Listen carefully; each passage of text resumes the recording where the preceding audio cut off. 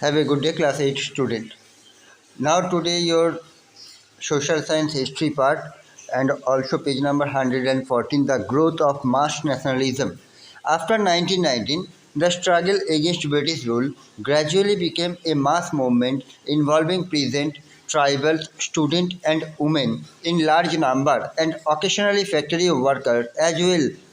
Certain business groups too began to actively support the Congress in the 1920s. Why was this so? तो 1919 के बाद क्या देखा गया कि जो स्ट्रगल कांग्रेस के द्वारा हमारे कंट्री को इंडिपेंडेंट बनाने के लिए जो स्ट्रगल किया गया था, उस स्ट्रगल में सिर्फ कांग्रेस पॉलिटिकल पार्टी के लीडर नहीं, इस मूवमेंट को और भी बढ़ाने के लिए पीजेंट मीन्स फार्मर, ट्राइबल्स लोग, स्टूडेंट, वुमेन्स, लार्ज ट्राइबल्स लोग, स्टूडेंट्स, वुमेन, लार्ज नंबर, सभी लोग इन जनरल कैटेगरीज में हमारे कॉमन पीपल्स जो है, सभी लोग वर्कर्स, फैक्ट्री वर्कर्स लोग, बिजनेसमैन के ग्रुप भी, ये लोग सभी लोग कांग्रेस पॉलिटिकल पार्टी को सपोर्ट करना शुरू किया। और 1920s में जाके 1920 में क्या हुआ, एक मास स्ट्रगल, बहुत बड़े आकार का जो स्ट्रगल शुरू करने की शुरू किया गया। Why was this so? The First World War altered the economics and political situation in India. You all know that First World War started in 1914 to and end 1918. After that, पूरे world में ही economical एक crisis buildup हुआ था, जिसमें से India भी शामिल था। और इसी के चलते हुए इंडिया में एक economical and political crisis situation build up हुआ. It led to a huge rise in the defense expenditure of the government of India. इसका रीज़न क्या है? रीज़न है डिफेंस के प्रति, मतलब प्रतिरक्षा के ऊपर गवर्नमेंट का जो एक्सपेंडिचर है, खर्चा है, वो ज़्यादा से ज़्यादा हो गया था। The government in turn increases taxes on individual incomes and business profits. Government ने क्या किया, इस खर्चा को चलाने के लिए इंडिविजुअल इनकम्स के ऊपर, हर एक व्यक्ति की इनकम के ऊपर, बिजनेसमैन के प्रॉफिट के ऊपर, सब के ऊपर टैक्स इंक्रीज बढ़ाना शुरू कर दिया। Increases military expenditure and the demands for war supplies lead to a sharp rise in price which create great difficulties for the common people. Reason क्या था? रीज़न था डिफेंस को या प्रतिरक्षा, जो हमारे देश के सैनिक थे उस टाइम के, जो ब्रिटिश गवर्नमेंट के अंडरटेकिंग थे, उन लोगों को ज़्यादा प्रोटेक्शन देना, ज़्यादा से ज़्यादा आर्म्स एम्यूनेशन सप्लाई करने के लिए गवर्नमेंट का खर्चा जो उठाना है वो कॉमन पीपल के ऊपर से ही गवर्नमेंट लागू किया। On the other hand, business group reaped fabulous profit from the war. As you have seen, the war created a demand for industrial goods like jute bags, cloth, rails, and caused a decline of import from other countries into India. सिर्फ businessman लोगों के ऊपर tax बढ़ा दिया गया ये नहीं, previous chapter में चैप्टर नंबर 7 में फर्स्ट वर्ल्ड वॉर के बारे में जहाँ पर अनाउंस बताया गया है, वहाँ पे ये भी कहा गया था कि बिजनेसमैन लोग इस वर्ल्ड वॉर के दौरान बहुत ज़्यादा फ़ायदा या profit means they are selling their productive goods and they are earning huge amounts. So वो लोग ह्यूज अमाउंट अर्न करना शुरू कर दिए। ऐसे प्रोडक्टिव गुड्स में जूट बैग्स, क्लॉथ, ये सब कुछ जुड़ा हुआ था। So Indian industries expanded during the war and Indian business groups began to demand greater opportunities for development. So इसके चलते फर्स्ट वर्ल्ड वॉर जब चल रहा था, उसी टाइम इंडिया में इंडस्ट्री का जो डिमांड या इंडस्ट्रियलाइजेशंस इंडिया में बहुत ज़्यादा तरीके से डेवलप करना शुरू हुआ। Business groups begin to demand greater opportunities for development. The war also led the British to expand their army. Villages were pressurized to supply soldiers for an allied causes. A large number of soldiers were sent to serve abroad. Many returned after the war with an understanding of the ways in which imperialized power were exploiting the people of Asia and Africa, and with a desire to oppose colonial rule in India.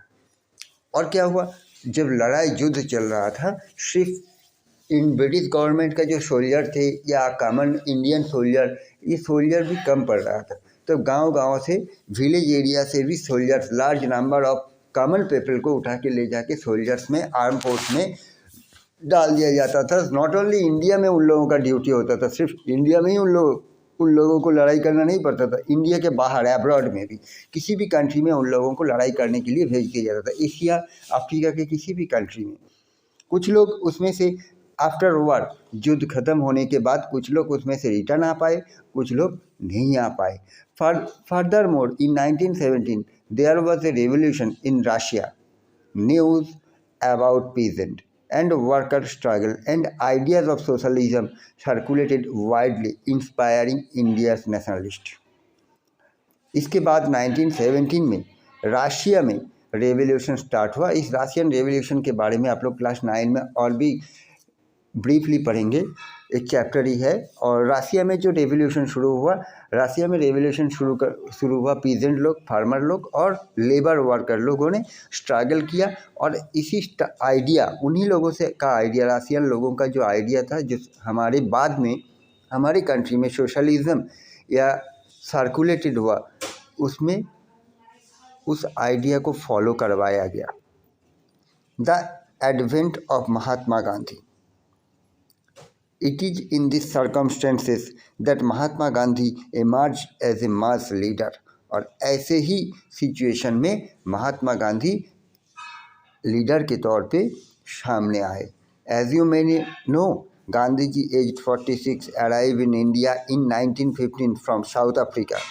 Gandhi ji का जब उम्र 46 साल था, गांधी जी ने India में वापस आया, 1915 साल था उस टाइम। उससे पहले गांधी जी साउथ अफ्रीका गए थे, साउथ अफ्रीका में थे। Having led Indians in that country in non violent marches against racist restrictions, he was already a respected leader known internationally। तो गांधी जी इससे पहले जो साउथ अफ्रीका में थे, साउथ अफ्रीका में white skin and black skin के ऊपर जो डिवीज़न क्रिएट हुआ था, और ब्लैक स्किन के ऊपर वाइट स्किन वाले, मतलब गोरे चमड़े होते हैं ना, तो लाइक दैट गोरे चमड़े वाले लोग काले चमड़े वाले के ऊपर जो अत्याचार कर रहा था, इसके खिलाफ गांधी जी, और आप लोगों को पता भी होगा थोड़ा बहुत नेल्सन मंडेला के बारे में। तो नेल्सन मंडेला, ये दोनों मिलकर एक रेवोल्यूशन किया था। और उसके बाद गांधी जी ने पूरे not only India, world wide एक लीडर के तौर पे लोगों के पहचान बन गया था।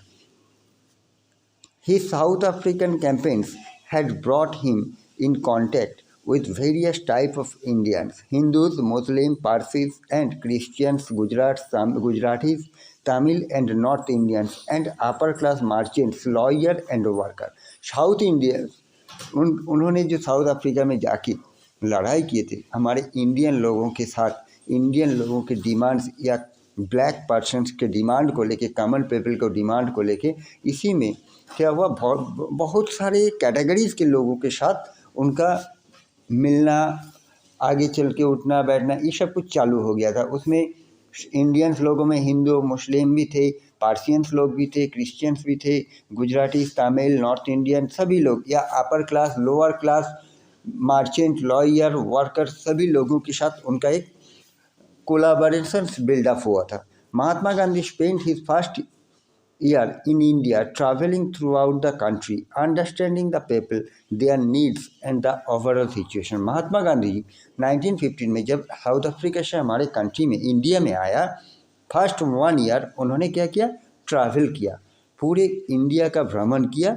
और पूरे इंडिया में भ्रमण करते इसलिए नहीं, इसे जस्ट फॉर ट्रैवलिंग टूरिज़्म या अपना शौक या पैशनेट पूरा करने के लिए उन्होंने इसलिए किया, देश के बारे में समझने के लिए, देश के कॉमन पीपल के नीड्स, देश के कॉमन पीपल की ज़रूरत को समझने के लिए, और किस सिचुएशन में कॉमन पीपल रह रहा है या दिन गुजर रहा है उसको समझने के लिए उन्होंने एक साल पूरे इंडिया में ट्रैवलिंग किया।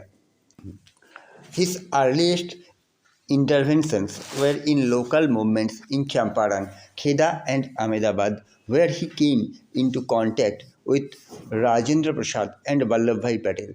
तो गांधी जी ने एक साल ट्रैवल करके कॉमन पीपल के बारे में नीड्स या कॉमन पीपल को का लाइवहुड्स कैसे वो लोग स्टैब्लिश कर रहे हैं, उसके ऊपर देखने के बाद उन्होंने क्या किया, मूवमेंट आंदोलन करना शुरू किया। कहाँ से? उन्होंने फर्स्ट मूवमेंट स्टार्ट किया बिहार के चंपारण से, आफ्टर दैट गुजरात के खेदा एंड आफ्टर दैट गुजरात का ही अहमदाबाद। ये तीनों जगह पे जो वर्कर पीजेंट लोग थे, इन लोगों को ऑर्गेनाइज करते हुए उन्होंने रेवोल्यूशन बिल्डअप किया। और इस रेवोल्यूशन में ही उन्होंने दो लोगों को साथ में मिल पाया, जो है एक राजेंद्र प्रसाद, उनके बारे में भी हम लोग जानते हैं, और वल्लभ भाई पटेल।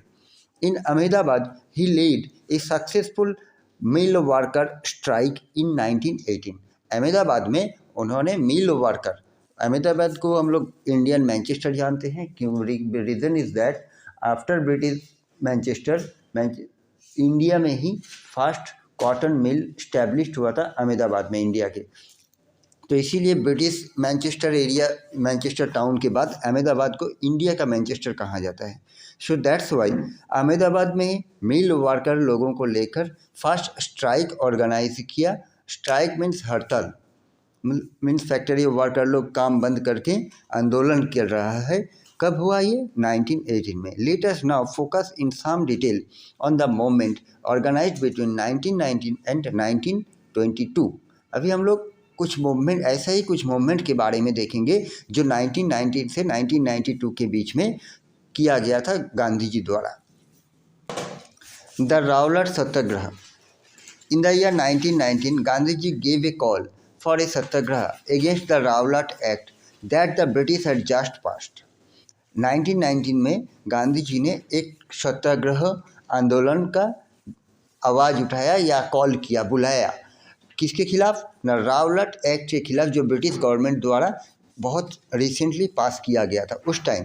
बहुत recently means not this time, means 1999 में।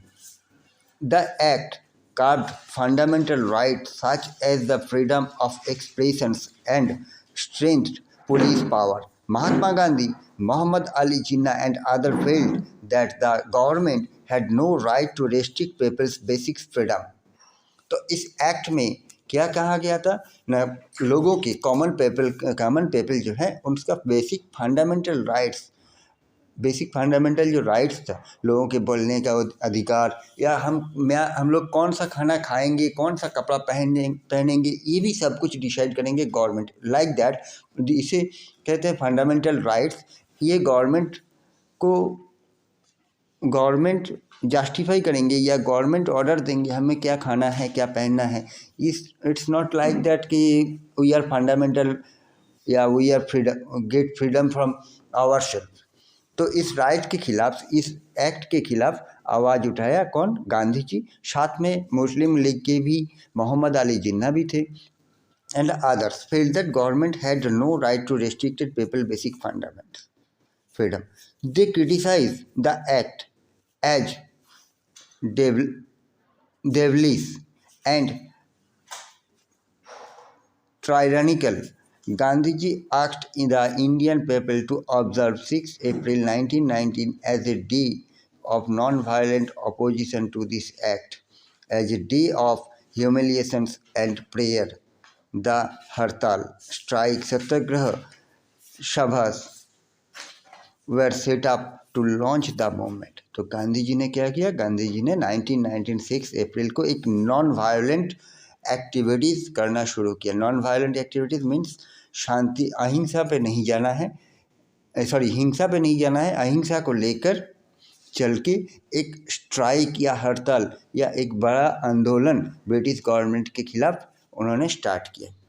The Rowlatt satyagraha turned out to be the first all India struggle against the British government, although it was largely restricted to cities. In April 1919, there were a number of demonstrations and hartals in the country, and the government used brutal measures to suppress them. तो रावलट सत्याग्रह हमारी British government, India में British government के खिलाफ सब fast आंदोलन है, जिसमें हम लोग ब्रिटिश गवर्नमेंट को हमारे कंट्री या हमारे देश को छोड़ के जाने के लिए प्रेशराइज करना शुरू किए। और इसी में ब्रिटिश गवर्नमेंट भी इतना इजी से नहीं छोड़ेंगे। गांधी जी ने आंदोलन हड़ताल करना शुरू किया पूरे देश में, देश के शहरों में, और ब्रिटिश गवर्नमेंट ने ब्रूटली मीन्स बहुत ही ब्रूटली का क्या, ब्रिटिश गवर्नमेंट ने भी बहुत ही ब्रूटली मीन्स बहुत ही स्ट्रिक्टफुली हैंडल किया और लोगों को पनिशमेंट करना या टॉर्चर करना, जैसे लाइक लाठी चार्ज या गोली चलाना लो कॉमन पीपल के ऊपर, ये सब करके हड़ताल या आंदोलन को डिस्ट्रॉय करने की कोशिश किया। The Jallianwala Bagh incident by General Dyer in Amritsar and Baishakhi Day in 13th April were a part of these repressions। ऐसा ही ये घटना जालियनवाला बाग पंजाब के अमृतसर ज़िले में जालियनवाला बाग, जहाँ पे बैसाखी मेला हो रहा था, उस बैसाखी मेले में ब्रिटिश गवर्नमेंट ने क्या किया था, स्वदेशी आंदोलन लोग भी या ब्रिटिश इंडियन लोग भी ऑर्गेनाइज करते हुए उस मेले में एक मीटिंग कर रहे थे। बट ज़्यादा से ज़्यादातर लोग मेला ही देखने गए थे, दूर दूर से लोग। तो वहाँ पे ब्रिटिश गवर्नमेंट ने क्या किया था, बाहर से उस बाउंड्रीज को बाग को या पार्क को बंद करके गोली चलाना शुरू किए थे ब्रूटली, जिसमें कॉमन पीपल, जो लोग आंदोलनकारी हो या कॉमन पीपल, आम आदमी, सब लोग मारे गए थे। ऐसे ही ब्रिटिश लोग करते थे। On learning about the massacres, Rabindranath Tagore expressed the pain and anger of the country by